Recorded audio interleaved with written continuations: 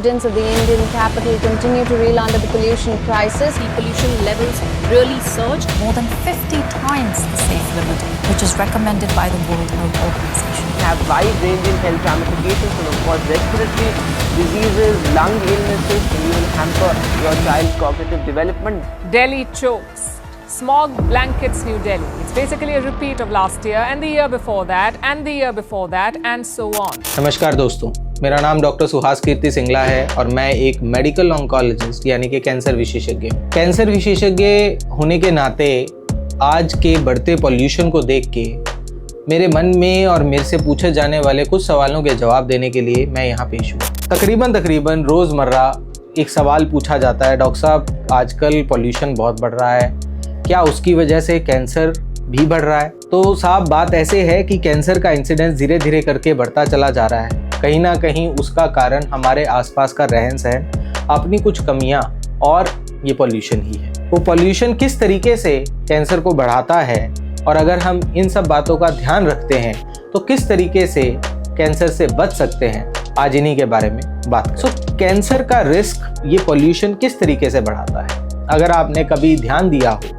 तो जब भी AQI की बात आती है, एयर क्वालिटी इंडेक्स की बात आती है, तो उसमें एक PM2.5 का पैरामीटर सामने दिखाई देता है। क्या है ये PM2.5 और क्या इसका रिलेशन है कैंसर के साथ, आज हम उसके बारे में बात करेंगे। PM2.5 का मतलब होता है पार्टिकुलेट मैटर, जिसका की साइज 2.5 माइक्रॉन्स का है। तो इसकी सिग्निफिकेंस क्या है, ये क्यों इम्पोर्टेंट है, जानते हैं इस बारे में।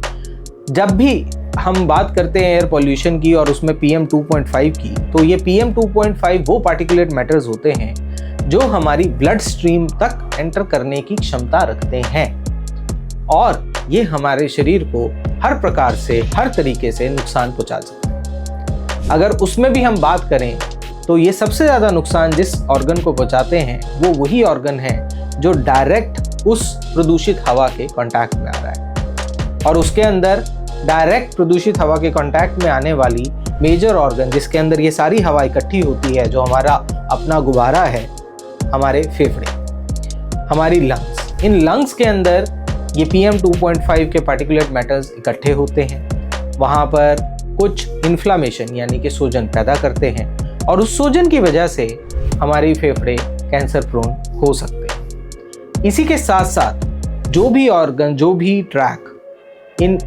PM2.5 के पार्टिकुलेट मैटर्स को एक्सपोज हो रहा है, जिसके अंदर आपकी नाक की नली से लेके आपके फेफड़ों तक की नली तक का रास्ता है, वो सब भी कैंसर प्रोन हो जाते हैं। वहीं पे इसकी एक और बुरी बात क्या है कि ये PM2.5 पार्टिकुलेट मैटर आपके ब्लड स्ट्रीम के अंदर भी एंटर कर सकता है और जब ये ब्लड स्ट्रीम में एंटर कर जाता है तब ये दूसरे ऑर्गन्स में भी कैंसर का कारक बन सकता है।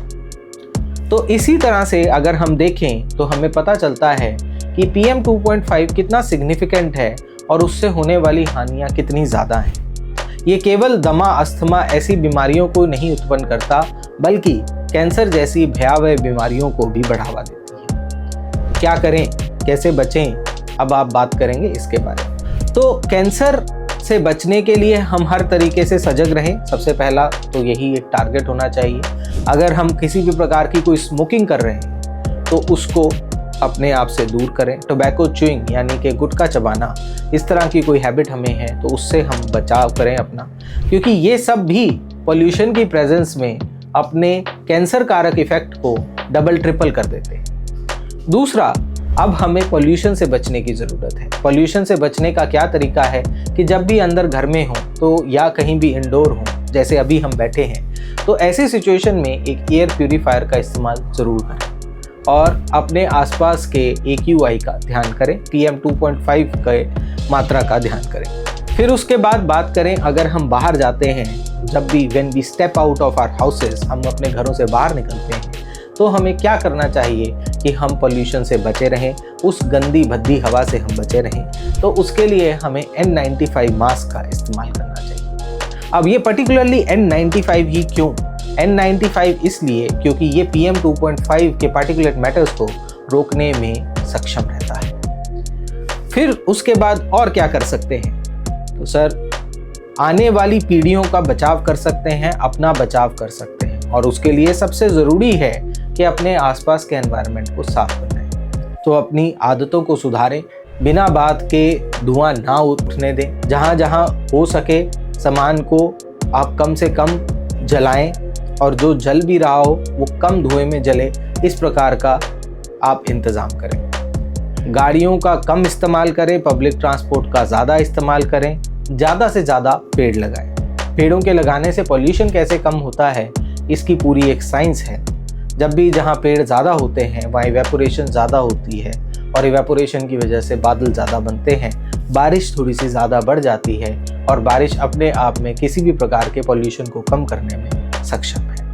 नेचर ने अपने तरीके बनाए हुए हैं पर हम उन तरीकों को अब हर तरीके से पिछाड़ते जा रहे हैं, इसीलिए अब हम ही उसका शिकार बनते जा रहे हैं। तो कोशिश करें, सजग रहें और कैंसर से अपना बचाव करें। धन्यवाद।